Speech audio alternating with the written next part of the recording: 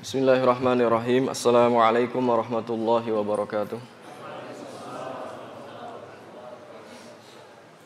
Innal hamdalillahi nahmaduhu wa nasta'inuhu wa nastaghfiruh wa na'udzu billahi min shururi anfusina wa sayyiati a'malina.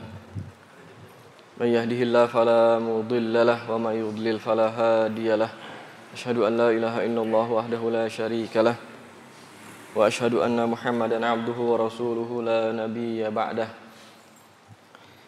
Ayyuhal ikhwah al-a'izzah rahimakumullah. Pada hari ini kita akan membahas salah satu tema yang sangat penting, bagian dari iman kita kepada Allah Subhanahu wa taala. Kita akan mulai membahas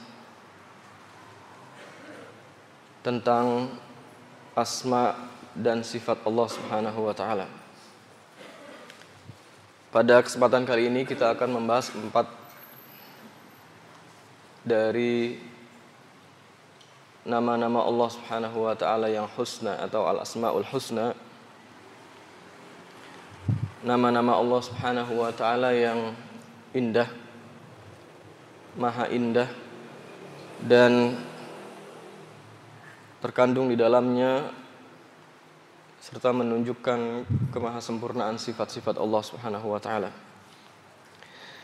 Yaitu 4 di antara al-asmaul husna atau asmaul husna yang kita akan bahas pada hari ini adalah al-awwal wal akhir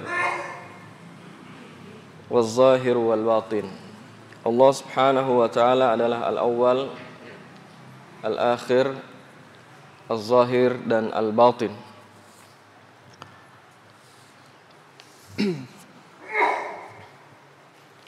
Ikhwah sekalian, tema tentang al-asmaul husna ini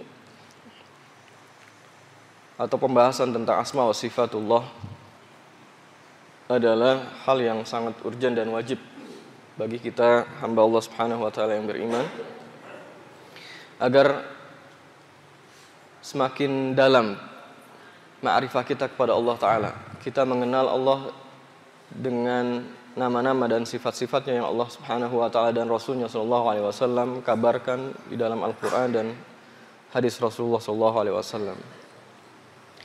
Agar pengagungan kita kepada Allah Subhanahu wa taala adalah pengagungan yang sebenar-benarnya. Dan agar ibadah kita dengan penuh keikhlasan hanya kepada Allah Subhanahu wa taala semata. Karena itu perhatikanlah dan renungkanlah, tadabburi setiap nama-nama Allah Subhanahu wa taala yang husna yang akan kita bahas. 4 nama yang Allah Subhanahu wa taala kabarkan ini terdapat di dalam ayat ketiga surah Al-Hadid dan sebuah hadis Rasulullah SAW yang nanti kita akan bacakan. Yang pertama adalah di dalam surah Al-Hadid ayat yang ketiga, Allah taala berfirman, A'udzu billahi minasyaitonir rajim. Huwal awwal wal akhir wal zahir wal batin wa huwa bi kulli syai'in alim. Dialah al-awwal, dialah al-akhir, az-zahir dan al-batin, dan dia maha mengetahui segala sesuatu. Tafsir tentang nama-nama atau penjelasan atau syarah tentang nama-nama Allah Subhanahu wa taala yang disebutkan di dalam ayat tadi, sebagaimana Rasulullah SAW secara gamblang sampaikan melalui sebuah doa yang beliau ajarkan di dalam sebuah hadis yang diriwayatkan oleh Imam Muslim.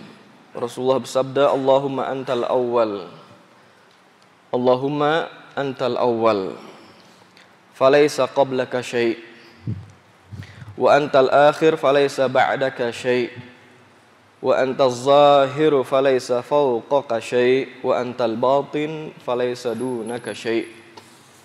Jadi Rasulullah SAW selain menetapkan, mengkhabarkan kepada kita nama-nama Allah Subhanahu wa taala yang tadi disebutkan di dalam hadis beliau ini, dalam doa beliau, juga mensyarah maknanya. Arti dari al-asmaul husna yang beliau sebutkan di dalam doa beliau tadi. Ya Allah, Engkaulah al-awwal. yang tiada sesuatu sebelum Engkau. Engkaulah yang al-akhir, ya, yang tiada sesuatu sesudah Engkau, ya Allah. Engkau pula az-zahir, yang tiada sesuatu di atasmu. Dan Engkaulah al-batin, yang tiada sesuatu di bawahmu. Atau dengan makna lain, tiada sesuatu yang menghalangimu, yang tidak Engkau ketahui atau yang tersembunyi darimu. Makna atau kata atau nama Allah Subhanahu wa taala yang pertama disebutkan di dalam hadis tadi, yaitu Allah adalah Al-Awwal, menunjukkan bahwa setiap makhluk selain Allah Subhanahu wa taala, setiap makhluk tanpa kecuali apapun itu adalah hadis atau baru. Ya. Ada setelah tiada. Adanya karena diciptakan oleh Allah Subhanahu wa taala. Mereka ada karena diciptakan oleh Allah Subhanahu wa taala setelah sebelumnya tiada. Adapun Allah Subhanahu wa taala dialah Al-Awwal, yang tidak berpermulaan. Karena dialah Al-Khaliq, yang menciptakan segala sesuatu. Kemudian yang kedua, al-akhir, menunjukkan bahwa Allah Subhanahu wa taala adalah tempat bergantung semua makhluk dalam segala urusan mereka. Seluruh makhluk adalah fana, akan binasa. Adapun Allah Subhanahu wa taala dialah yang maha kekal abadi, tidak berkesudahan. Dialah al-akhir. Semua makhluk akan binasa, ya, akan hancur dan mengalami kematian. Adapun Allah Subhanahu wa taala dialah al-akhir, yang tidak berkesudahan. Kemudian az-zahir, nama Allah Subhanahu wa taala az-zahir menunjukkan keagungan sifat Allah Subhanahu wa taala dan kefanaan semua makhluk Subhanahu wa taala di hadapan keagungan Allah dan kemuliaan Allah Subhanahu wa taala. Nama ini juga menunjukkan bahwa Allah Subhanahu wa taala dialah yang maha tinggi, yang tidak ada makhluk atau apapun yang lebih tinggi darinya. Sebagaimana yang Rasulullah SAW tafsirkan dalam hadis, "Falaisa fawqaka syai'." Tidak ada apapun yang di atasmu, ya Allah Subhanahu wa taala. Kemudian al-batin, yang keempat adalah nama Allah Subhanahu wa taala al-batin, yang menunjukkan kemahasempurnaan ilmu Allah Subhanahu wa taala. Tidak ada sesuatu apapun yang tersembunyi dari ilmu Allah Subhanahu wa taala. Tidak ada rahasia, tidak ada yang tersembunyi di dada-dada manusia. Tidak ada hal yang detail yang tidak diketahui oleh Allah Subhanahu wa taala. Semuanya tidak ada yang tersembunyi bagi Allah Subhanahu wa taala. Kawan sekalian, mari kita perhatikan penjelasan para ulama yang menjelaskan makna dari nama-nama Allah Subhanahu wa taala tersebut. Yang pertama adalah Al-Awwal. Di antaranya misalnya Imam Al-Baihaqi rahimahullah menjelaskan Allah Al-Awwal, yang maknanya adalah huwallazi labtida'a liwujudihi. Dialah Allah Subhanahu wa taala Al-Awwal, yang keberadaannya tidak didahului dengan permulaan. Tidak ada permulaan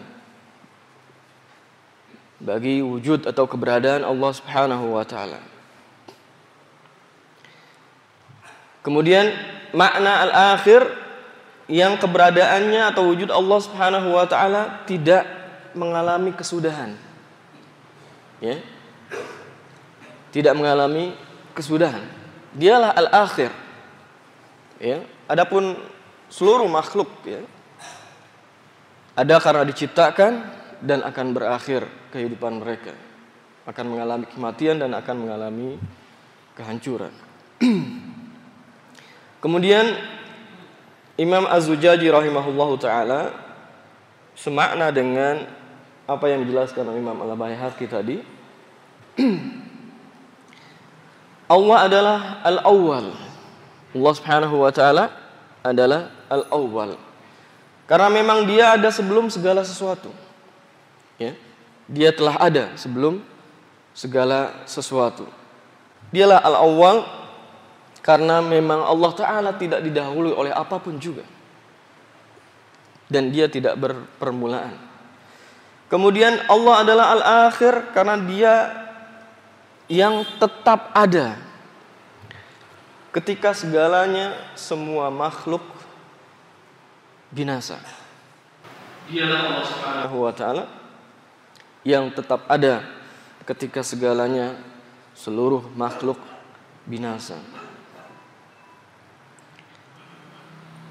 Semakna dengan yang dijelaskan oleh dua ulama tadi, Imam Ibnu Jarir At-Tabari rahimahullahu taala juga menjelaskan bahwa Allah taala adalah Al-Awwal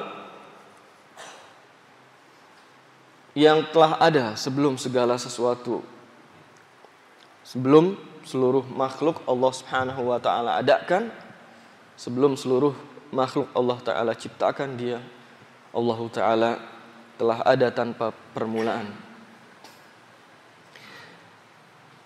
Dan Dialah Al-Akhir setelah binasanya seluruh makhluk. Ya. Dan Dia tetap ada tanpa berkesudahan. Inilah yang Allah Subhanahu wa taala firmankan di dalam surah Al-Qasas ayat ke-88. Allah taala berfirman, A'udzubillahi minasyaitonirrajim. Kullu syai'in halikun illa wajhah. Segala sesuatu pasti binasa. Seluruh makhluk pasti binasa, akan mengalami kehancuran. Kecuali wajah Allah Subhanahu wa taala. Dialah Allah Subhanahu wa taala yang tetap kekal abadi. Kemudian ikhwah fillah rahimakumullah, dari dua nama yang Allah Subhanahu wa taala namakan dirinya dengan nama itu, yaitu Al-Awwal dan Al-Akhir, maka penting bagi kita untuk beristifadah, mengambil faidah, pelajaran sangat penting dari mentadaburi kedua nama Allah taala ini. Bahwa Dialah Al-Awwal, Dialah Allah Subhanahu wa taala yang mengadakan segala sesuatu, menciptakan segala sesuatu. Seluruh makhluk ada karena diciptakan olehnya. Dialah Al-Khaliq, yang Maha Pencipta. Dan seluruh yang ada mencakup seluruh makhluk, baik yang tampak maupun yang tersembunyi, yang zahir maupun yang batin. Yang seluruh yang ada pada diri manusia diantaranya, ya, dalam konteks kita sebagai hamba Allah Subhanahu wa taala, perhatikan diri kita. Semua yang ada pada diri kita adalah pemberian dan diadakan oleh Allah Subhanahu wa taala. Bahkan Dialah Allah Subhanahu wa taala Ar-Razzaq, yang Maha pemberi rizki dengan rizki yang sangat banyak. Dialah Al-Barru wal Mannan, yang Maha baik, pemberi segala macam kebaikan. Dan Maha melimpahkan segala macam bentuk kebaikan kepada hamba-hambanya, terutama hambanya yang beriman. Termasuk, ya ikhwah, apa yang ada pada jasad-jasad kita. Ya, pada diri kita yang kita lihat dan yang tidak bisa kita lihat, berupa iman dan hidayah yang ada di dada-dada kita, di dalam diri kita. Ketahuilah itu semua adalah pemberian dan nikmat dari Allah Subhanahu wa taala. Bukan ada dengan sendirinya, tetapi diberikan oleh Allah Subhanahu wa taala. Dengan kasih sayangnya, dengan rahmatnya, Allah taala berikan, karuniakan hidayah, iman kepada hamba-hambanya yang Dia kehendaki. Dan kita alhamdulillah, tsumma alhamdulillah, dimasukkan oleh Allah taala ke dalam salah satu dari banyak hamba-hambanya yang beriman kepadanya. Ini wajib kita syukuri. Jangan sampai kita lupakan. Kita lalai dari limpahan karunia, kenikmatan yang sangat banyak yang telah Allah Subhanahu wa taala berikan kepada kita. Kemudian dialah al-akhir, ya. Dialah yang tidak berkesudahan. Adapun semua makhluk berkesudahan. Seluruh makhluk fana, tidak akan abadi. Apa yang ada pada diri kita, nikmat yang Allah Subhanahu wa taala berikan, apapun itu, akan ada masa habisnya, masa fananya, masa binasanya.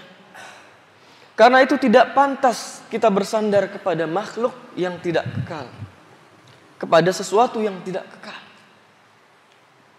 Dan zat yang harus kita bersandar kepadanya adalah al-akhir. Dialah Allah Subhanahu wa taala yang maha kekal abadi, yang tidak berkesudahan. Jangan bersandar pada dunia, jangan bersandar pada harta dunia, apapun itu, kemilau harta dunia yang begitu indah. Ya. Nikmati itu dan syukuri nikmat yang Allah taala berikan itu. Jadikan ia sebagai sarana kita meniti jalan hidayah Allah Subhanahu wa taala. Jadikan nikmat yang Allah taala karuniakan kepada kita apapun itu, ya, yang demikian banyak itu, jadikan ia fasilitas untuk meningkatkan ketakwaan kita kepada Allah Subhanahu wa taala. Jangan sebaliknya, jangan sekali-kali kita menjadikan harta benda duniawi dan segala macam kenikmatan yang Allah berikan itu untuk bermaksiat kepada Allah Subhanahu wa taala.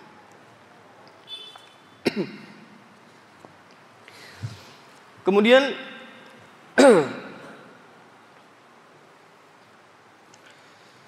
Allah Subhanahu wa taala menjelaskan dua nama yang tadi kita telah sebutkan. Selain al-awwal wal akhir, dia adalah al-zahir dan al-batin. Makna al-zahir sebagaimana tadi secara global telah kita sebutkan, bahwa dialah Allah Subhanahu wa taala fauqa kulli syai', yang maha tinggi di atas segala makhluknya, segala sesuatu. Tidak ada sesuatu apapun yang lebih tinggi dari Allah Subhanahu wa taala. Dialah yang maha tinggi di atas seluruh makhluknya. Dan kemahatinggian Allah Subhanahu wa taala ini mencakup juga kemahakuasaan Allah Subhanahu wa taala, kemahaagungannya dan kemahamuliaannya. Jadi tidak ada sesuatu apapun yang mampu, yang dapat menandingi kekuasaan Allah Subhanahu wa taala, dan tidak ada sesuatu apapun, tidak ada satupun makhluk yang melebihi atau menandingi keagungan Allah Subhanahu wa taala. Karena itu ikhwah fillah rahimakumullah, hendaknya di dalam setiap ibadah kita, pengagungan kepada Allah Subhanahu wa taala harus menjadi bagian yang inti. Dia harus menjadi rukun dari setiap ibadah kita. Dalam melaksanakan, mewujudkan ibadah, jangan hanya karena faktor rutinitas yang biasa kita lakukan. Karena itu penting kehusyuan di dalam melaksanakan setiap ibadah kita. Ya. Pengagungan adalah satu yang menjadi inti dari ibadah kita. Selain kecintaan atau mahabbah kita kepada Allah Subhanahu wa taala, kita melaksanakan ibadah karena kita cinta kepada Allah taala dan dalam rangka mengagungkan Allah taala. Karena itu agungkan Allah dengan pengagungan yang sebenar-benarnya. Laksanakan ibadah dengan penuh kesempurnaan, jangan bermain-main, jangan lalai, dan jangan lewat begitu saja di saat ibadah tetapi pikiran atau ruh ibadah yang kita lakukan itu hilang. Yang ada tinggal jasad yang bergerak-gerak dalam gerak tata cara ibadah itu saja, tetapi kehilangan ruh. Tentu Kita tidak berharap demikian. Kemudian ikhwah fillah rahimakumullah, dialah pula al-batin. Karena dialah Allah Ta'ala yang tidak terjangkau oleh pandangan makhluknya. Ya. Tidak ada seorang pun manusia di dunia ini yang dapat melihat Allah Subhanahu wa Ta'ala. Ya. Adapun di akhirat Allah Subhanahu wa Ta'ala akan memberikan nikmat yang tertinggi kepada hamba-hambanya yang beriman, para penghuni jannah, dengan az-ziyadah yang ditafsirkan oleh para ulama dengan memandang dan melihat wajah Allah Subhanahu wa Ta'ala. Puncak kenikmatan yang akan dirasakan oleh ahlul jannah, para penghuni surga. Allah Subhanahu wa Ta'ala telah menamakan dirinya dengan al-batin. Akan tetapi Allah Subhanahu wa Ta'ala tampak dengan ayat-ayat kauniyahnya, tanda-tanda kekuasaannya di muka bumi ini. Dengan kemahakuasaan Allah Subhanahu wa Ta'ala di alam semesta. Coba perbanyaklah kita merenungkan makhluk-makhluk yang demikian besar yang Allah Subhanahu wa Ta'ala ciptakan.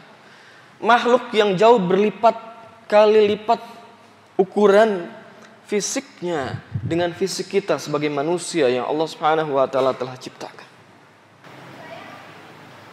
Benda-benda besar di atas permukaan bumi ini. Gunung, samudra yang demikian luas.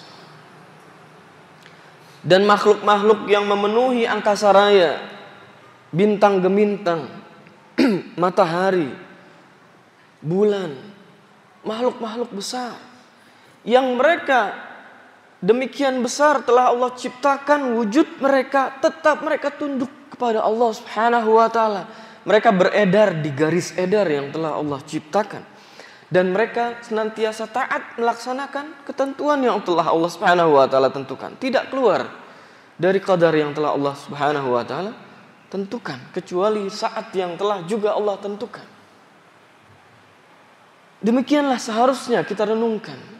Kita makhluk yang juga sama dengan mereka yang telah ada karena diciptakan oleh Allah Subhanahu wa Ta'ala al-Khaliq, yang tidak layak bagi kita menyelisihi, mendurhakai perintah Allah Ta'ala.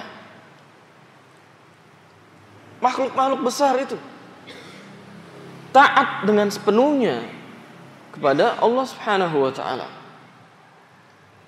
Adapun manusia, mereka diberikan masyiah, kehendak. Namun disayangkan banyak di antara mereka yang mengikuti serta terjatuh pada hawa nafsu, mengikuti hawa nafsu.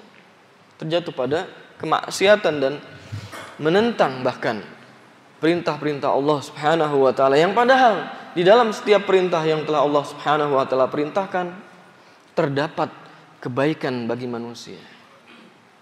Ikhwafillah rahimakumullah, itulah 4 nama dari nama-nama Allah dari Asmaul Husna yang terkandung di dalamnya sifat-sifat Allah Subhanahu wa Ta'ala yang maha sempurna yang telah kita bahas, dengan harapan semakin dalam keimanan kita kepada Allah Subhanahu wa Ta'ala karena kita mengenal Allah Subhanahu wa Ta'ala dengan nama-nama dan sifat-sifatnya. Dengan demikian